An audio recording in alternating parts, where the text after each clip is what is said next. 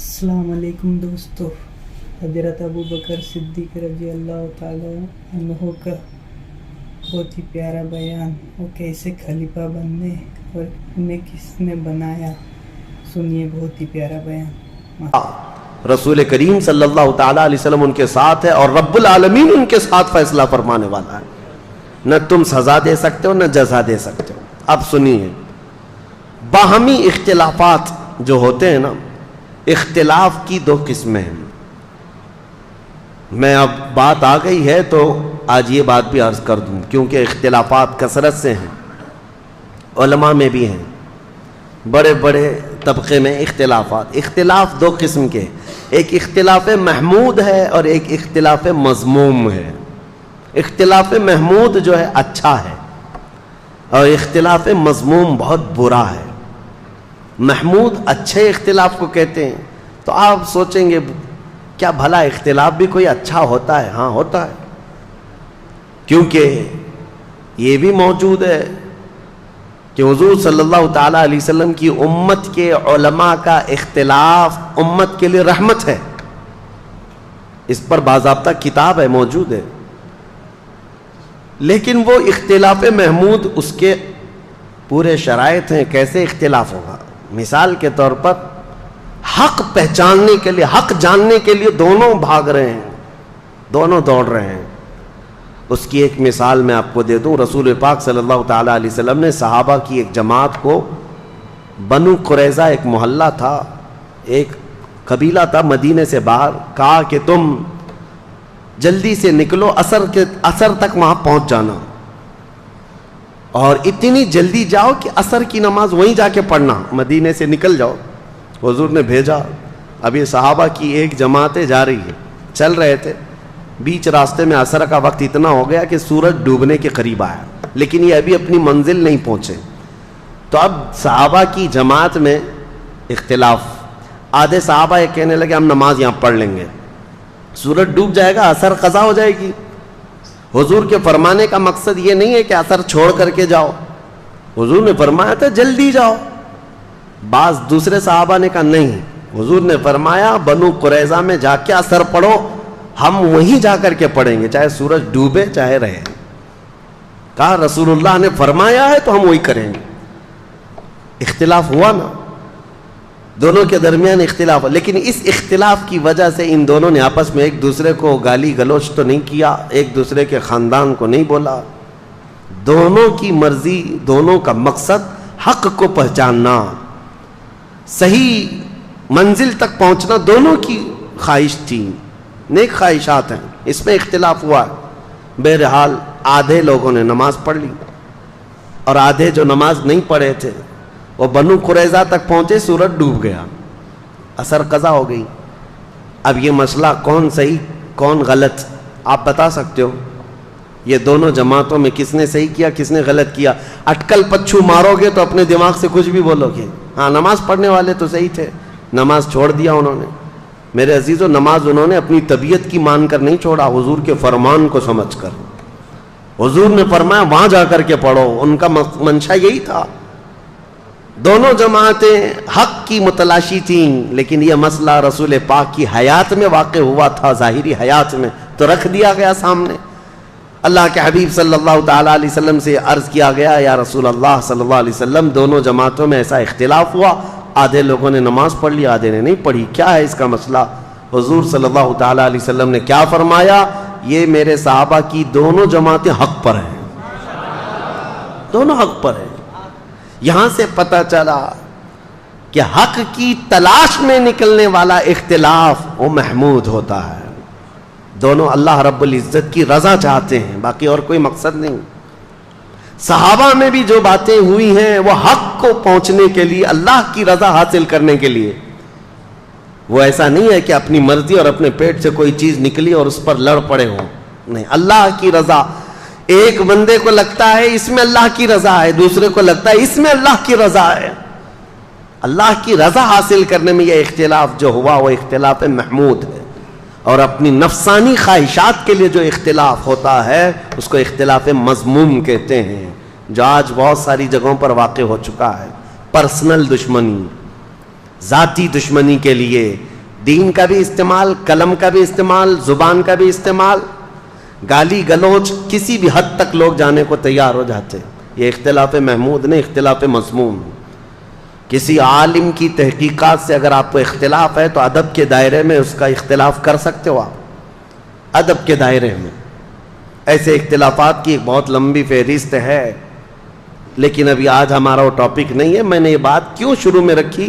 وجہ یہ ہے کہ رسول پاک صلی اللہ تعالیٰ علیہ وسلم کی وفات کے فوراً بعد ہی صحابہ میں آپس میں یہ باتوں میں اختلاف اس حد تک کا نہیں ہے کہ یہ ادھر الگ دھڑا ہو گیا، ایک دھڑا ادھر ہو گیا اور ایک دوسرے سے بات چیت نہیں کرتے، ایسا نہیں ہے.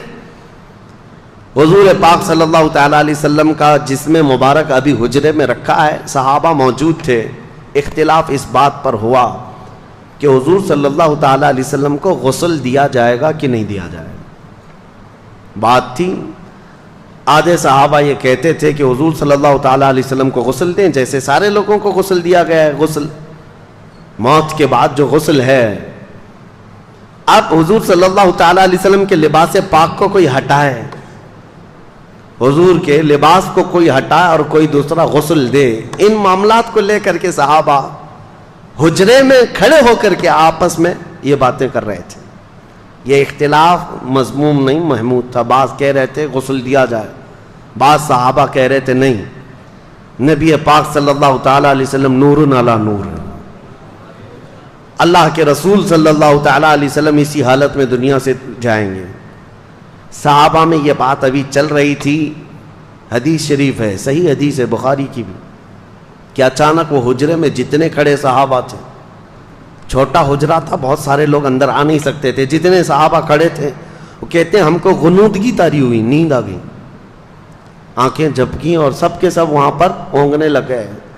تھوڑی دیر جھپکی آئی، پھر آنکھیں کھلی تو دیکھتے ہیں حضور کو غسل دیا ہوا ہے. نبی پاک صلی اللہ تعالیٰ علیہ وسلم غسل شدہ ہیں، پانی کے قطرات ٹپک رہے ہیں. مسئلہ حل ہو گیا، اب لڑنا کسی بات پر نہیں تھا. دوسرا اختلاف اس بات پر ہوا کہ نبی پاک صلی اللہ تعالیٰ علیہ وسلم کو کہاں دفن کیا جائے. بعض صحابہ کہتے تھے مکہ میں لے جائیں، ان کا آبائی وطن ہے. بعض کہتے 30,000 کے قریب انبیاء اکرام بیت المقدس کے آس پاس دفن ہیں، حضور صلی اللہ تعالیٰ علیہ وسلم کے بھائی ہیں سارے انبیاء، وہاں لے جا کر کے دفن کریں. اور بعض صحابہ کہتے نہیں، ہم مدینے سے باہر نہ لے جائیں. یہ اختلاف تھا. 3 جماعتیں تھیں. پھر سیدنا ابو بکر صدیق رضی اللہ تعالیٰ عنہ سے یہ حدیث آپ نے سنائی کہ میرے آقا صلی اللہ تعالیٰ علیہ وسلم نے اپنی زندگی میں فرمایا تھا اللہ کے ہر نبی کو وہیں دفن کیا جاتا ہے جس جگہ ان کی روح قبض کی جاتی ہے. مسئلہ حل ہو گیا. ہاں، فرمایا کہ حضور صلی اللہ تعالیٰ علیہ وسلم کی روح پاک یہاں قبض کی گئی حضرت عائشہ کے مکان میں، تو اب یہیں دفن ہوں گے. اس بات کا بھی خلاصہ ہوا. اب ان کے بعد حضور اکرم صلی اللہ تعالیٰ علیہ وسلم کی تدفین کے بعد نماز جنازہ کے بارے میں بہت سارے لوگ پوچھتے ہیں حضور کی جنازے کی نماز کیسے ہوئی. وہ ایک ساتھ جمع غفیر کے نماز ادا نہیں کی گئی تھی، بلکہ حضور صلی اللہ تعالیٰ علیہ وسلم کے جسم پاک کو حجرے میں ہی رکھا گیا تھا، اور صحابہ کی ایک ایک جماعت آتی تھی، نماز پڑھتی تھی اور چلے جاتے تھے. بلکہ یہ اس نماز جنازہ کے بارے میں بھی صحابہ میں باتیں ہوئی کہ کون پڑھے گا، کون پڑھائے گا، کس طرح سے. اب اس میں پھر حضور کی ہی ایک روایت حدیث صحابہ نے سنائی کہ اللہ کے نبی نے فرمایا کہ تم سب کے سب میرے حجرے سے باہر چلے جانا. سب سے پہلے حضور صلی اللہ تعالیٰ علیہ وسلم کے جسم اقدس کے پاس نماز جنازہ کے لیے کوئی اور نہیں، جبرائیل امین آئیں گے. سید الملائکہ حاضر ہوئے فرشتوں کی جماعت کے ساتھ. پھر ان کے بعد حضرت میکائیل علیہ السلام، پھر حضرت اسرافیل علیہ السلام، پھر حضرت اسرائیل علیہ السلام، انہوں نے نمازیں ادا کیں فرشتوں کی جماعتوں کے ساتھ. اور ان کے جانے کے بعد پھر حضرت ابو بکر صدیق اندر آئے صحابہ کی جماعت کے ساتھ. پھر ایک کے بعد دیگر صحابہ داخل ہوئے اور سبوں نے اپنی اپنی نمازیں ادا کیں. اب یہاں ایک مسئلہ بتاؤں. نماز جنازہ جو ہوتی ہے وہ میت کی بخشش اور اس کی مغفرت کی دعا کے لیے ہوتی ہے. اب رسول پاک صلی اللہ تعالی علیہ وسلم کی نماز جنازہ پڑھنے والے حضور کے لیے مغفرت کی دعا کرنے گئے تھے, حضور کی بخشش کا سوال کرنے گئے تھے. ارے وہ رسول جو ہاتھ نہ اٹھائے تو قیامت میں کسی کا حساب نہ ہو. نماز جنازہ دو طریقے کی ہے, اسی لیے فرمایا گیا نماز جنازہ میں حاضر ہو جاؤ. تمہاری کثرت جو ہوگی, تمہاری جماعت ہوگی, تم اس کی مغفرت کی دعا کرو گے, اللہ میت کو معاف کر دے گا. ایک روایت. اور فرمایا اگر کوئی بہت نیک انسان کا انتقال ہوا تب بھی جنازہ پڑھو, اس لیے کہ جتنے شریک ہوں گے ان کے گناہ معاف ہو جائیں گے. تو وہاں یہ مسئلہ بھی حل ہے. رسول کریم صلی اللہ تعالی علیہ وسلم کے نماز جنازہ میں جو گئے تھے وہ سب کے سب مستفیض ہو کر کے آئے, حضور سے انوار و برکات لے کر کے آئے. دفن کی بعد بدھ کے دن حضور صلی اللہ تعالی علیہ وسلم کی تدفین ہوئی. 2 دن کے بعد, پیر کے بعد سے لے کر کے بدھ کے دن تک نبی پاک صلی اللہ تعالی علیہ وسلم کے کثیر صحابہ تھے, نماز پڑھنے میں ہی یہ وقت نکلتا رہا. اور تدفین کے بعد اب جو معاملہ سب سے پہلے درپیش ہے مسلمانوں کی امامت کا, مسلمانوں کی عمارت کا.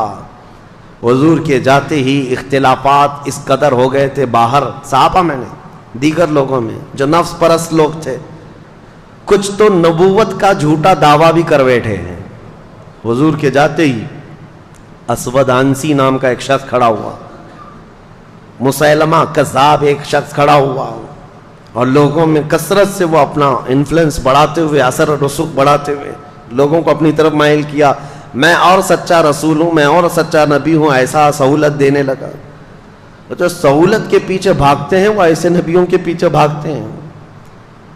شریعت حضور صلی اللہ تعالی علیہ وسلم کی, اسی لیے مسلمانوں ہمیشہ یاد رکھو کہ اگر تم تن آسانی چاہو گے تو شیطان کسی بھی گڑھے میں لے جا کے تمہیں گرا دے گا.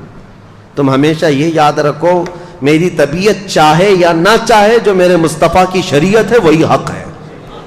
لوگ آتے ہیں بیوی کو 3 طلاق دے دیا, ہم نے بتا دیا ہے کہ ہو گئی ہے, پھر وہ ایسا کوئی مولوی ڈھونڈتے ہیں جو اس سے کہے کہ نہیں ہوئی, ابھی رہ سکتا ہے. وہ ڈھونڈتے رہتے ہیں کہیں نہ کہیں سے, سہولت چاہتے ہیں. جبکہ صحیح احادیث اور صحیح قرآن کی آیات سے جو مسئلہ مل گیا تو اس کے بعد اپنی خواہشات کو ختم کر دو, یہی شریعت ہے. اور لوگوں کو آسانی چاہیے. روزے میں بھی کوئی 1 گھنٹہ پہلے افطار کرنے کی پرمیشن دینے لگ جائے تو اس کے بھی بہت سارے مرید بن جائیں گے کہ ہمارے یہاں کنسیشن ہے. بہت سارے ایسی جگہوں پر بنتے بنتے فرقے اسی لیے بن گئے شیطان کے, وہ آلہ کار بن جاتے ہیں, شیطان ان کو لے جاتا ہے. وہ جھوٹے نبی جو پیدا ہوئے تھے حضور کی وفات کے فوراً بعد, وہ ایسی ہی سہولتیں بانٹ رہے تھے کہ ہمارے ہاں ایسا ہے, ہمارے ہاں اتنی نمازیں نہیں, ہمارے ہاں اتنی زکوٰۃ بھی نہیں دینی, آؤ پیچھے چلو, جہاں جنگ میں غنیمت کا مال آئے گا وہ سب بانٹیں گے ہم. وہ الیکشن کی طرح ایک پارٹی اتنا اعلان کرے, دوسری پارٹی اس سے زیادہ اعلان کرے. ایک کہے بجلی فری تو دوسرے کہے عورتوں کو ٹکٹ فری ہے. یہ لوگوں کو بہلانے اور پھسلانے کے جو ترغیبی انعامات ہوتے ہیں. میرے عزیزو ایک بات یاد رکھنا, شریعت مصطفیٰ صلی اللہ تعالی علیہ وسلم میں اگر کوئی اس طرح کی چیزیں لائے تو اس کو نکال کر پھینک دینا. اگر کانٹوں پر بھی چلنا پڑے تو مجھے وہی راستہ پسند ہے جو میرے مصطفیٰ کریم کا ہے, وہی راستہ ہے. اب حضور اکرم صلی اللہ تعالی علیہ وسلم کی تدفین کے بعد جو سب سے اہم معاملہ تھا وہ امامت کا تھا, خلافت کا تھا. اب کون امیر ہوگا, کون امام ہوگا مسلمانوں کا, یہ ایک ایسی سچویشن تھی صحابہ کے لیے کہ اگر یہ فوری طور پر حل نہیں ہوتا تو دشمنان اسلام ان کی جماعتوں کو ٹکڑے کر دیتے.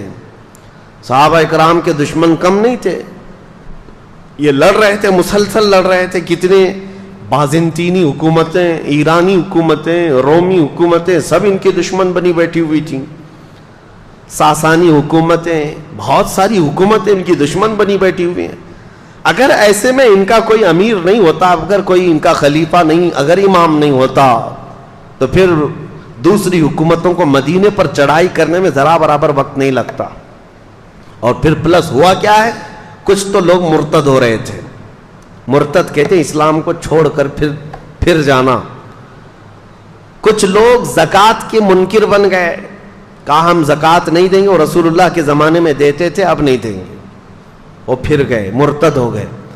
اور کچھ وہ اسود انسی, طلحہ بن خالد خویلد, اور اس کے علاوہ مسیلمہ کذاب جیسے جھوٹے نبی. ارے جھوٹے نبیوں کی ایسی تعداد بڑھتی جا رہی تھی کہ ایک عورت بھی نکل آئی اس میں کہ میں بھی نبی ہوں. اور نبوت کا دعویٰ کرتے کرتے وہ جا کر مسیلمہ کذاب, وہ بھی نبوت کا دعویٰ کیا تھا, اس سے جا کے شادی بھی کر لی. ایک ہی گھر میں دو جھوٹے, شوہر بھی اور بیوی بھی. اور یہ کذاب دجال, جو بھی حضور کے بعد نبوت کا دعویٰ کرتا ہے اس کو دجال کہا گیا ہے. سب سے بڑا جھوٹا دنیا کا, سب سے بڑا جھوٹا اس کو دجال کہتے ہیں. یہ حالات جب پیش آئے, اب خلافت کے لیے حضور نے کسی کو جانشین مقرر نہیں کیا. صحابہ کے لیے کتنا بڑا امتحان تھا یہ. تو جو انصار صحابہ تھے مدینے کے, انصار صحابہ میں میٹنگ شروع ہو گئی. مدینے والے تھے صحابہ, اور یقیناً وہ بہت ہی ایثار و قربانی والے صحابہ ہیں. حضور صلی اللہ تعالیٰ علیہ وسلم پر انہوں نے اپنی جانیں نچھاور کی ہیں, اپنی اولاد وار دی ہیں, کچھ نہیں رکھا تھا. وہ انصار صحابہ کی بعض آپس میں میٹنگ چل رہی تھی. وہ آپس میں سعد ابن عبادہ رضی اللہ تعالیٰ یا پھر دیگر صحابہ اکرام کو آگے بڑھا کر وہ یہ کہہ رہے تھے کہ اب ہم آپ کو امیر مقرر کرتے ہیں, کیونکہ رسول اللہ صلی اللہ علیہ وسلم سے ہمارے جو تعلقات ہیں, انصار کے لیے جو حضور نے دعائیں کی ہیں وہ بہت زیادہ ہیں, تو خلافت کا حق یا امیر بننے کا حق انصار کو ہے. تو انصار صحابہ کی یہ میٹنگ جو چل رہی تھی, ایک وہاں مدینہ طیبہ کا ایک مشہور علاقہ تھا, تو وہاں پر اس کٹے پر یا اس ٹیلے پر سب جمع ہوئے تھے. ادھر حضرت ابو بکر صدیق رضی اللہ تعالیٰ عنہ, حضرت عمر فاروق رضی اللہ تعالیٰ عنہ, حضرت ابو عبیدہ بن جراح, یہ بڑے صحابہ ہیں. یہ آپس میں بات کر رہے تھے کہ کس کے ہاتھ امارت ہو, خلافت ہو, امامت ہو. تو اسی اثنا میں حضرت عمر فاروق رضی اللہ تعالیٰ عنہ نے کہا کہ انصار کے درمیان آلریڈی یہ باتیں چل پڑی ہیں, کون بنے گا, کیا ہوگا. تو حضرت ابو بکر صدیق اس جماعت میں آئے جہاں میٹنگ چل رہی تھی. آئے, یہاں دیکھا تو وہاں خلافت کی باتیں چل رہی تھی, اور انصار اپنا کوئی امیر مقرر کرنا چاہ رہے تھے. اب انصار میں سے کوئی اگر امیر مقرر ہوتا تو بڑے مسئلے تھے. اس کی وجہ کیا ہے, مدینے میں دو خاندان ہیں, اوس اور خزرج. میں نے سیرت کے بیان میں سنایا ہے, اوس اور خزرج یہ دو خاندان ہیں, اور یہ صحابہ انہی دو خاندانوں میں سے ہیں. آج تک وہ خاندان موجود ہے مدینے میں, اوس اور خزرج. اور دونوں کی اتنی سخت لڑائیاں تھیں کہ یہ دونوں قبیلوں میں 120 سال تک لڑائی چلی. عرب کی مشہور جنگ اوس اور خزرج کے بیچ میں. لیکن وہ دائرہ اسلام میں داخل ہو گئے صحابہ, حضور صلی اللہ تعالیٰ علیہ وسلم کے دامن رحمت سے وابستہ ہو گئے. لیکن اب انصار صحابہ میں دونوں قبیلے ہیں, اوس بھی ہے خزرج بھی ہے, اوس بھی ہے خزرج بھی ہے. اگر ان میں سے کسی ایک ہی کو تو خلیفہ بنانا ہے, اگر وہ اوس قبیلے کا بنتا تو خزرج والوں کو ناگواری ہو جاتی. بہت پرانی لڑائیاں چلی ہیں. خزرج قبیلے سے کوئی بنائے جاتے ہیں تو اوس والوں کے لیے مسئلہ ہوتا. اور اس کے علاوہ تیسرا مسئلہ یہ تھا کہ یہ مدینے والے لوگ تھے, اور قریش خاندان پورے عرب میں سب سے عظمت والا خاندان مانا جاتا تھا, کیونکہ خانہ کعبہ کی چابی ان کے پاس ہوتی. اور عرب کے چھوٹے بڑے جتنے قبیلے ہیں وہ سب قریش کو سلام کرتے. قریش خاندان کی عظمت, اس کی سیادت, اس کی حکومت کو تسلیم کرتے تھے زمانے جاہلیت میں بھی. اب قریش کے علاوہ اگر کوئی دوسرا بن کر آتا تو جو چھوٹے موٹے قبیلے ہیں وہ کبھی سردار تسلیم نہیں کرتے. عربوں کے اندر یہ رواج, عرب قبیلے اور پھر مکہ میں رہنے والے دوسرے قبیلے اوس اور خزرج کے کسی کو امیر وہ نہیں قبول کر پاتے. حضرت ابو بکر صدیق کی دانائی تھی، دور اندیشی تھی، وہ سب حالات جانتے تھے. سیاست اسی کو کہتے ہیں، اصل سیاست. اس کے بعد حضرت ابو بکر صدیق آئے. ثقیفہ بنی ساعدہ جو علاقہ ہے وہاں پر، وہ جو ٹیلہ ہے وہاں پر سارے انصار صحابہ تھے. کھڑے ہو کر حضرت ابو بکر صدیق نے خطبہ دیا. وہ ایسا خطبہ تھا سب کے رونگٹے کھڑے کر دیے. ابھی ابھی حضور کے جانے کا غم تازہ تھا اور سارے صحابہ جانتے تھے سب سے زیادہ حضور کے ساتھ رہنے والے حضرت ابو بکر ہی تھے. حضرت ابو بکر نے یہ نہیں کہا اے لوگوں میں خلیفہ بننے آیا ہوں، نہیں، ایک جملہ بھی نہیں فرمایا. یہاں میں تاریخ کی سچائیاں آج رکھ رہا ہوں آپ کے سامنے. ان جھوٹے کالے لوگوں کے اوپر یہ زناٹے دار تھپڑ ہے جو حضور سیدنا ابو بکر صدیق پر انگلیاں اٹھاتے ہیں، غصب کر کے خلافت لے لیا. نہیں، وہاں پر آئے، انصار صحابہ کی جماعت کے درمیان خطبہ دیا اور کہا اے انصار، تمہاری قربانیاں ہمیں یاد ہیں. جب ہم آئے تھے بے گھر تھے، تم نے یہاں گھر دیے. مہاجرین کو تم نے سنبھالا، رسول اللہ کے قدم بقدم ساتھ رہے. اے انصار، تمہاری قربانیاں سب ہم یہ تسلیم کرتے ہیں، لیکن مسئلہ یہ کہ اگر تم میں سے کوئی امیر مقرر ہو گیا، کوئی خلیفہ مقرر ہو گیا، تو عرب کے دوسرے قبیلے اس کو تسلیم نہیں کریں گے، بغاوت ہو جائے گی. مکہ والے اور قریش والے اس بات کو تسلیم نہیں کر پائیں گے. اس لیے رسول کریم صلی اللہ تعالی علیہ وسلم جس خاندان سے تھے اسی خاندان کا کوئی امیر ہونا چاہیے. مسئلہ حل ہو گیا. حضور صلی اللہ تعالی علیہ وسلم جس خاندان سے، قریش سے، کہا کہ قریش سے ہی ہم اپنا امیر مقرر کرتے ہیں. اس کے لیے حضرت ابو بکر نے حضرت عمر کا ہاتھ پکڑا اور ایک ہاتھ حضرت ابو عبیدہ کا پکڑا. یہ دونوں قریش خاندان سے ہیں. دونوں کو کھڑا کر دیا اور کہا اے گروہ انصار، کیا میری اس بات کو تم تسلیم کرتے ہو، منظور کرتے ہو، قبول کرتے ہو؟ سارے انصار نے کہا آپ جو کہہ رہے ہیں حق ہے، قریش سے ہونا چاہیے. پھر کہا اگر قریش سے ہونا چاہیے تو سنو، میرے نزدیک قریش میں افضل ترین لوگ یہ ہیں، ایک ہاتھ میں میرے عمر ہے، ایک ہاتھ میں ابو عبیدہ ہے. سارے مسلمان ان دونوں میں سے کسی ایک کو اپنا امیر مقرر کر لیں. یہ حضرت ابو بکر صدیق نے فرمایا ہے. زبردستی خلافت حاصل کر لی؟ نہیں.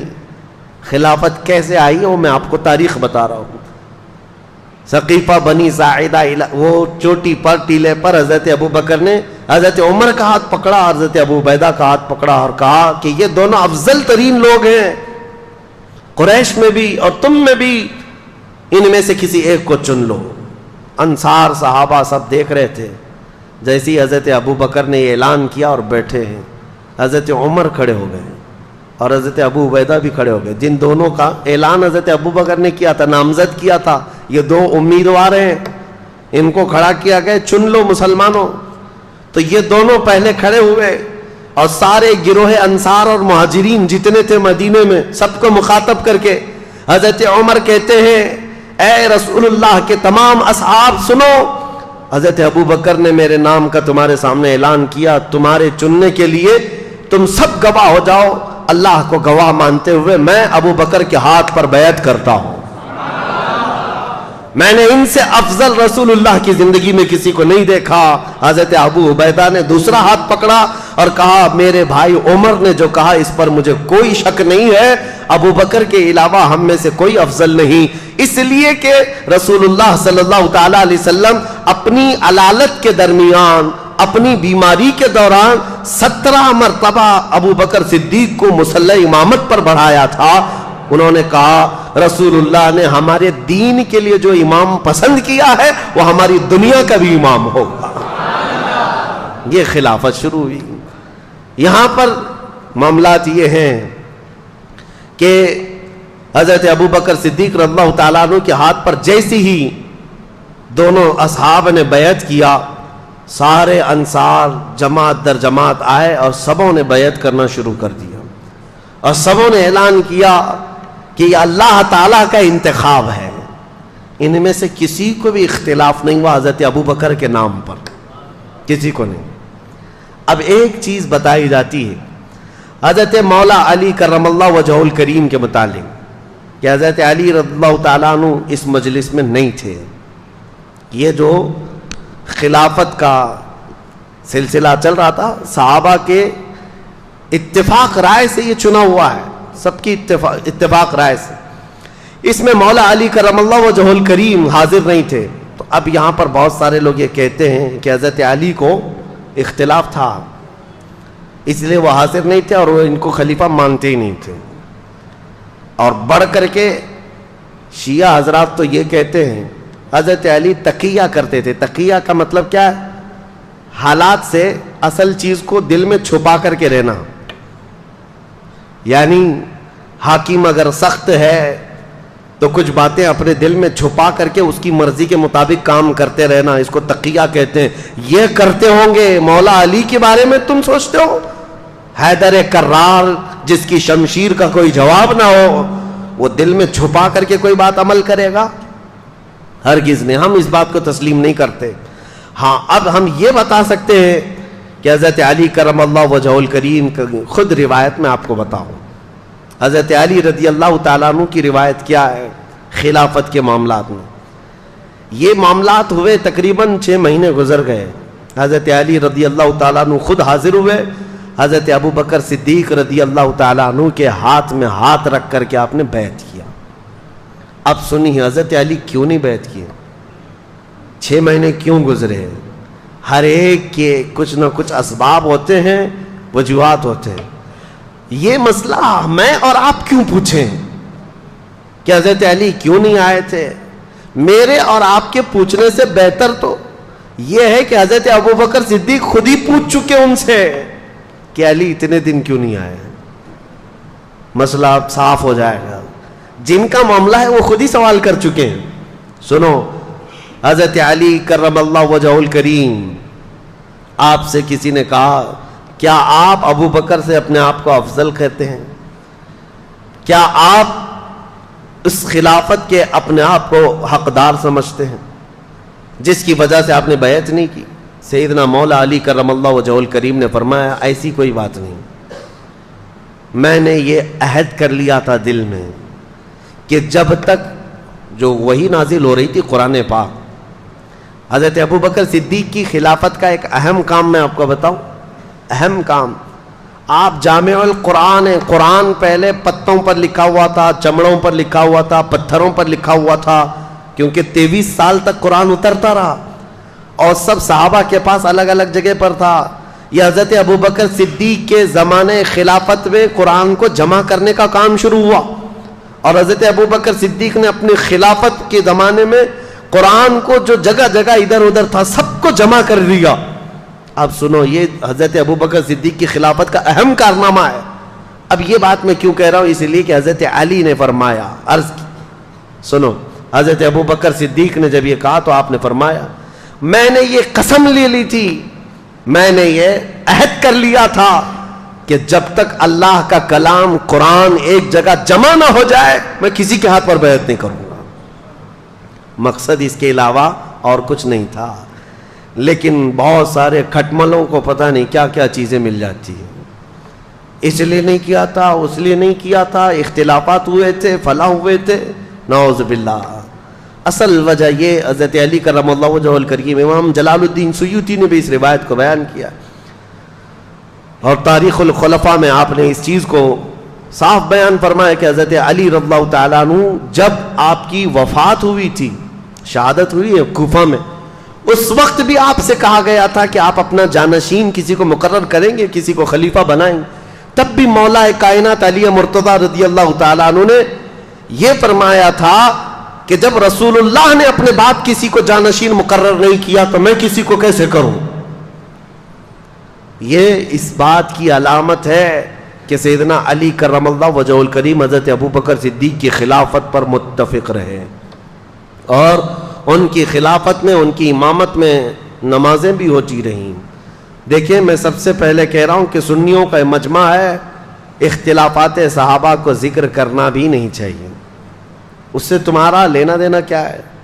تم میاں یہ پوچھو نماز میں فرض کتنے, واجبات کتنے, نماز کی مکروہات, یا فاسد ہونے کے طریقے کیا کیا ہیں، روزہ، زکوٰۃ، یہ تم اپنی ضروریات دین کو پوچھو. تم یہاں بہت بڑے تاریخ دان بن کر کے فیصل بھی بن جاتے ہو ساتھ میں کہ نہیں وہ ایسے نہیں تھے، یہ صحیح نہیں تھے، وہ نہیں صحیح تھے. اٹکل پچو مار رہے ہیں 1400 سال کے بعد پیدا ہو کر کے. سوشل میڈیا کا دور ہے. ہم نے بہت سارے ایسے برساتی محققوں کو دیکھا ہے. ہاں، محقق تحقیق کرنے والے، ریسرچ اسکالر. تو یہ برساتی مینڈکوں کی طرح ہے. یہ نئے نئے آئے اور انہوں نے ریفرنس اور لوگوں کے سامنے نمبرنگ کے ساتھ کچھ باتیں رکھ کر کے لوگوں کو یوں ورغلایا ہے کہ اصل یہ بات ہے، تم کو لوگ یہ پٹی پڑھا رہے ہیں. میرے عزیزو، یہ دین اسلام ہے، پٹی پڑھانے سے چلنے والا ہے نہیں. دین اسلام اپنی حقانیت کی بنیاد پر صبح قیامت تک چلے گا، صبح قیامت تک چلے گا. بعض تو ایسے جاہل آئے ہوئے ہیں محققین کے نام پر جو علماء سے تمہیں برگشتہ کر رہے ہیں، دور کر رہے ہیں. سارے علماء سے دور ہو جاؤ. علماء ممبروں پر بیٹھ کر کے جھوٹی باتیں کہتے ہیں. تو نوجوان طبقہ آج کا، کالجز کا، یونیورسٹیز کا، وہ اکثر علماء کے بارے میں بدگمانی کرتے چلے گئے. امام غزالی رحمۃ اللہ تعالی علیہ کی یہ بات میں تمہیں یاد دلا دوں. اللہ تبارک و تعالیٰ جب کسی کو گمراہ کر کے ذلیل موت دینا چاہے تو سب سے پہلے اس کو علماء کی گستاخی میں لگاتا ہے. وہ بندہ وہاں سے شروعات کرتا ہے اور اس کے بعد وہ بدگمانی اس کی بڑھتی چلی جاتی ہے علماء کے بارے میں، مدارس اسلامیہ کے بارے میں، کہ مولوی لوگ ایسے ہی ہوتے ہیں. تمہیں پتہ ہے کہ دین کہاں سے کہاں تک آیا. تم کو الف با جو پڑھنا آتا ہے آج، یا اگر علماء نہ ہوتے ان کے وسیلے کے بغیر تم کہاں سے دین سیکھتے. میرے عزیزو، انٹرنیٹ پر سارا قرآن ہے، پڑھنے کے طریقے سب کچھ موجود ہے، لیکن کوئی تو پڑھا رہا ہوگا نا انٹرنیٹ پر بھی. بے واسطے خدا کچھ عطا کرے ایسا نہیں ہے. اس لیے یہ تمام چیمی گوئیوں سے اپنے آپ کو باز رکھو. اور دین جو ہے ڈاکٹروں سے، انجینئروں سے، وکیلوں سے اب سیکھنے لگ گئے لوگ، علماء کو چھوڑ کر کے. اسی وجہ سے گمراہی کے دروازے کھلتے چلے گئے. اور عام نوجوان کو دیکھو تو یہ فرق کرنے بیٹھا ہے. کوئی آ کر کے سوال کرتا ہے، سرکار غریب نواز افضل تھے کہ غوث پاک افضل تھے؟ تجھے کیا فرق پڑتا ہے؟ ان کی افضلیت کے متعلق، ان کے مقامات اور مراتب کے متعلق وہ صرف اس بات کے لیے سوال کر رہا ہے کہ دونوں میں سے کسی ایک کا درجہ گھٹا کر کے سوچے، کسی ایک کا درجہ گھٹا کر کے بتائے. اللہ نے 2 آنکھیں دی ہیں، دونوں کا مقام برابر ہے. دونوں آنکھیں تمہاری برابر کی دیکھتی ہیں. کبھی تو آج تک تم یہ نہیں باتیں کرتے. بہرحال جن کے مقامات اور جن کی فضیلتیں بیان ہوئی ہیں وہ ہم بیان کریں گے، لیکن یہ کمپیریزن میں اس طرح کسی کو گھٹا کر بیان کرنا جائز نہیں. سیدنا ابو بکر صدیق کی فضائل جتنے ہیں وہ سر آنکھوں پر. لیکن ایک بات یاد رکھنا کہ جب بھی حضرت ابو بکر صدیق کے فضائل بیان کرو تو کبھی ہم سے یہ نہیں سرزد ہو، کبھی آپ سے بھی یہ سرزد نہ ہو کہ مولا علی کی شان میں کوئی کمی ہو رہی ہو. مولا علی کرم اللہ وجہہ الکریم کی شان کو گھٹا کر کے بیان کرنا نہیں، یہ جائز نہیں ہے. صحابہ کی جو فضیلتیں، اور جب حضرت علی کرم اللہ وجہہ الکریم کی فضیلت بیان کر رہے ہو تو پھر اس بات کا بھی لحاظ رکھنا کہ تینوں خلفائے راشدین میں سے کسی کی بے عزتی اور توہین نہ ہو رہی ہو. اسی کا نام اہل سنت و جماعت ہے. جو یہ تمام بیچ کے راستے کو لے کر کے چلتے، اہل سنت کا ہے بیڑا پار اصحاب حضور، نجم ہے اور ناؤ ہے عطرت رسول اللہ کی. ہم صحابہ کی بھی افضلیت کے قائل ہیں اور اہل بیت کے ادب کے بھی ہم قائل ہیں. ہم دونوں میں سے کسی کو بھی ٹرول نہیں کرتے، کسی کی مذمت نہیں کرتے، یا کسی کی تنقیص یا ادنا سی گستاخی نہیں کرتے ہیں. ایک جماعت ہے وہابیوں کی جو اہل بیت کی گستاخ ہو جاتی ہے. وہ ان کے اندر، آج ہی میں پڑھ رہا تھا، ایک صاحب نے تاریخ لکھی ہے اور جگہ جگہ انہوں نے یزید کو رضی اللہ عنہ لکھا ہے. صرف اس دشمنی میں اہل بیت کی ہے. اور ایک جماعت ایسی ہے جو سارے صحابہ کو گالیاں دیتی ہے اہل بیت کی محبت میں. دونوں صحیح نہیں ہے، دونوں صحیح نہیں ہے. صحیح مذہب و مسلک وہی ہے جو درمیانی اہل سنت و جماعت کا. صحابہ رسول اللہ کے آسمان ہدایت کے تارے ہیں اور رسول اللہ کے گھر والے اہل بیت نوح علیہ السلام کی کشتی کی مانند ہے. میرے آقا نے فرمایا جو اس کشتی میں سوار ہو گیا وہ نجات پا گیا, جو اس کشتی سے دور ہوا وہ ہلاک ہو گیا. ہمارے لیے کشتی بھی ضروری ہے, ہمارے لیے آسمان ہدایت کے تارے بھی ضروری ہیں, یہ دونوں کے ساتھ ہے. اب حضرت ابوبکر صدیق کی خلافت کا دور شروع ہوا. پہلا دن تھا, حضرت ابوبکر صدیق نے اعلان فرما دیا. اب مسجد نبوی کا پہلا خطبہ خلافت کے بعد کا سنو توجہ سے. سیدنا ابوبکر صدیق رضی اللہ تعالیٰ عنہ فرماتے ہیں اے مسلمانوں, اللہ سے ڈرو, کمزوروں پر ظلم نہ کرو اور نہ حق کسی کے ساتھ ظلم کا یا زیادتی کا معاملہ کبھی ہونے نہ پائے. اور یہ خطبے میں آپ نے فرمایا سب کے سب اس بات پر گواہ رہو کہ اگر بال برابر بھی میں رسول اللہ صلی اللہ تعالیٰ علیہ وسلم کے طریقے سے ہٹ کر کے کوئی کام کرتا ہوا نظر آ جاؤں تو تم لوگ اپنی تلواروں سے مجھے سیدھا کر دینا. یہ وقت کا خلیفہ کہہ رہا ہے. حضرت ابوبکر صدیق نے فرمایا اگر میں بال برابر بھی ہٹ جاؤں تو تم اپنی تلواروں سے مجھے سیدھا کر دینا, اور اگر رسول اللہ صلی اللہ تعالیٰ علیہ وسلم کے بتائے ہوئے راستے پر ہی چل رہا ہوں تو تم میری بات کو قبول کر لینا. اور اس کے بعد مسجد نبوی شریف امامت کے لیے آگے بڑھتے ہیں.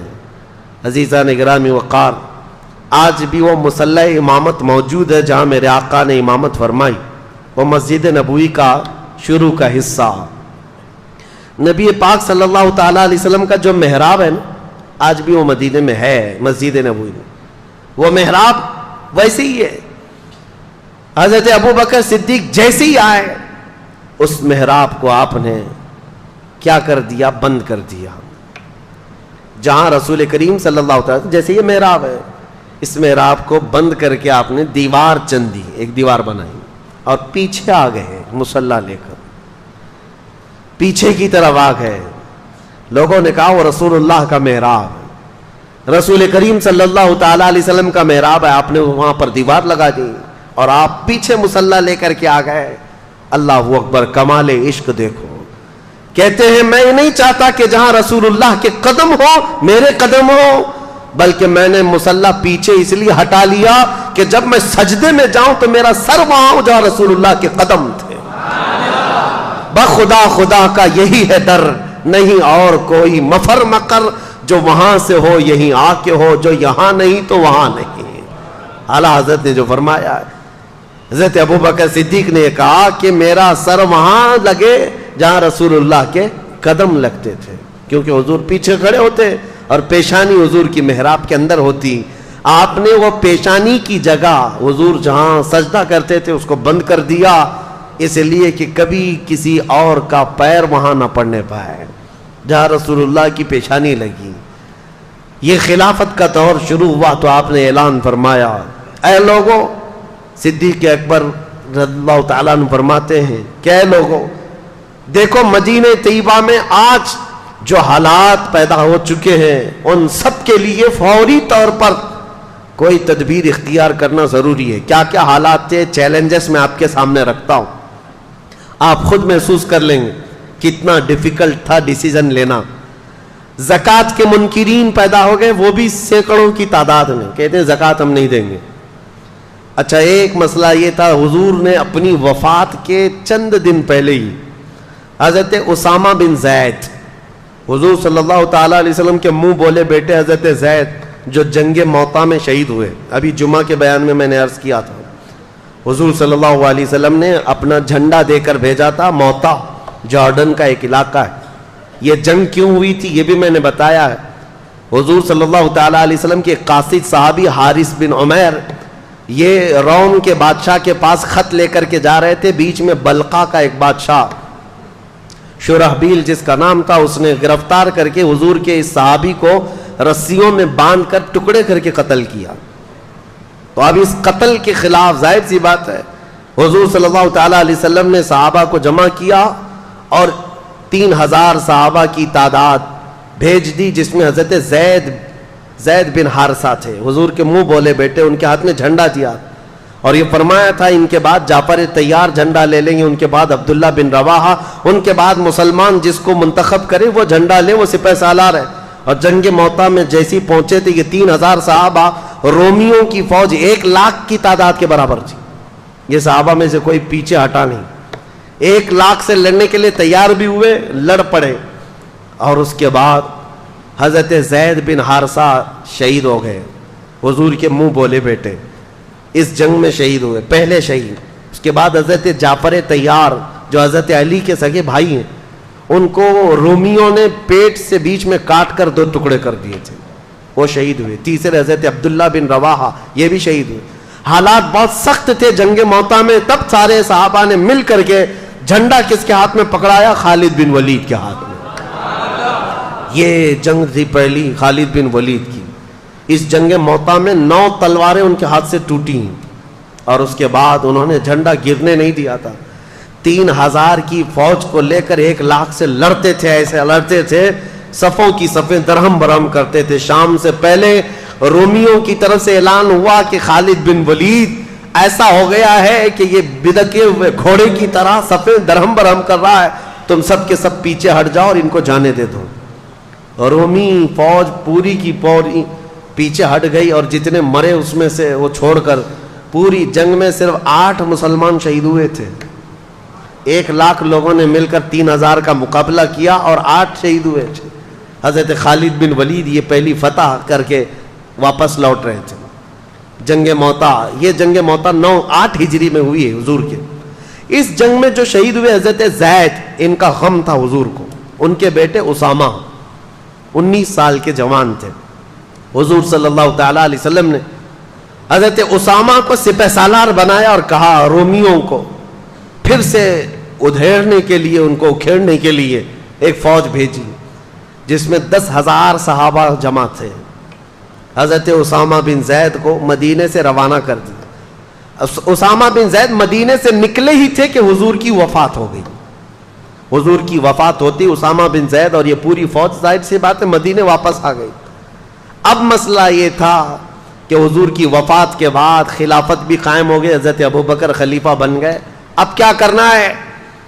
اب مسئلے ایسے تھے کہ ایک طرف مسیلمہ کذاب جھوٹا نبی بننے کا اعلان کر چکا ہے، اسود انسی ایک اور شخص ہے جو نبوت کا دعویٰ کیا، طلحہ بن خویلد ایک ایسا شخص ہے وہ بھی نبوت کا دعویٰ کر بیٹھا ہے، 3 بڑے بڑے دجال ظاہر ہوئے ہیں۔ ایک طرف زکوٰۃ نہ دینے کی ایک جماعت پیدا ہو گئی، مرتد ہو گئے، اور ایک طرف اسامہ بن زید کی یہ 10,000 کی فوج جو روم جا رہی تھی لڑنے کے لیے۔ کیا کیا فیصلے لینے ہیں؟ حضرت ابوبکر صدیق اٹھتے ہیں، سیدھے اسامہ بن زید کو کہتے ہیں جو فوج تمہارے ساتھ جانے والی تھی سب کو تیار کرو، اور اس کے بعد اسامہ بن زید کو گھوڑے پر بٹھایا، یہ فوج وہیں جائے گی جہاں رسول اللہ نے بھیجا تھا۔ حالات ایسے تھے کہ فوج اتنی بڑی بھیجنے کے جیسے حالات نہیں تھے، یہاں تک کہ لوگ سب آ کر کے کہنے لگے خلیفہ اسلام ابھی حالات ایسے نہیں ہے کہ آپ 10,000 کی فوج مدینے سے بھیج دیں گے، حضور کی وفات ہوئی ہے، اچانک مدینے پر کچھ ہو گیا تو کیا کریں گے، اتنی بڑی فوج جا رہی ہے۔ حضرت ابوبکر صدیق نے کہا قسم رب ذوالجلال کی میری جان بھی چلی جائے میں اس فوج کو واپس نہیں کر سکتا جس کو رسول اللہ نے بھیجا ہے۔ اسامہ بن زید کو بٹھا دیا گھوڑے پر اور ان کے گھوڑے کی رسی خود پکڑ کر کے جانے لگے۔ یہ حضرت ابوبکر صدیق ہے، گھوڑے کی رسی خود پکڑ کر کے نکلے۔ اسامہ بن زید کی عمر 19 سال کی ہے، صدیق اکبر کی عمر 60 سال کی ہے۔